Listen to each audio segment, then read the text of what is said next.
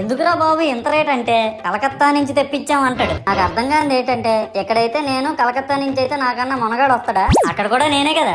ఇలా నన్ను బజార్లో పెట్టి బేరం ఆడి నా మొహానికి ముసుగేసి వ్యాన్ ఎక్కిస్తారు. ఆ వ్యాన్ డ్రైవర్ గాడు నేను ఉన్నానని కూడా చూడకుండా ఏదో ఆలోచించుకుంటా డ్రైవ్ చేస్తా గతకల్లో గబ్బి గుబ్బి మని తెంచేసి నా కాల్లో చెయ్యి ఇరగొట్టేస్తాడు. ఈ విషయం చందాలు ఇచ్చిన చిన్నోళ్ళకి తెలిస్తే మళ్ళీ ఇరిగిపోయిన బొమ్మ పెట్టకూడదని ఏ బొమ్మ రాసి కవర్ చేసేస్తాడు. సరేలే జరిగిందేదో జరిగింది, నా భక్తులే కదా కూల్ బ్రో అని చిల్లయ్యే లోపు నన్ను పందిర్లో పెట్టి ముసుగు తీసి నాకన్నా పొడుగున్నే సౌండ్ బాక్సులు రెండు నా చెవులు పక్కన పెట్టి డీజే గణేష్ బ్రో అని చెప్పి నా పాటలను కూని చేస్తారు. సరేలే పిల్లలు కదా ఇప్పుడు కాకపోతే ఎప్పుడు ఎంజాయ్ చేస్తారు, కాసేపట్లో పూజ స్టార్ట్ చేస్తారని వెయిట్ చేస్తా ఉంటే ఆ ₹5 వ్రతకల్పన బుక్ చూస్తే ఎక్కడ లేని కోపం వస్తుంది. ఏరా నాకు అర్థం కాదు, ఎన్ని సంవత్సరాల నుంచి నా పూజలు చేస్తున్నారు, ఒక్కడికి నా కథ గుర్తుండదేట్రా యాదవ్ వల్లారా. ఓ నా బుక్ లో చూసిన దాన్నైనా తిన్నంగా చదువుతారా అంటే అది ఉండదు. ఏదో బాగా అటర్ ఫ్లాప్ అయిపోయిన తెలుగు సినిమాకి రివ్యూ చెప్పినట్టు చదువుతారు ఒక్కొక్కడును.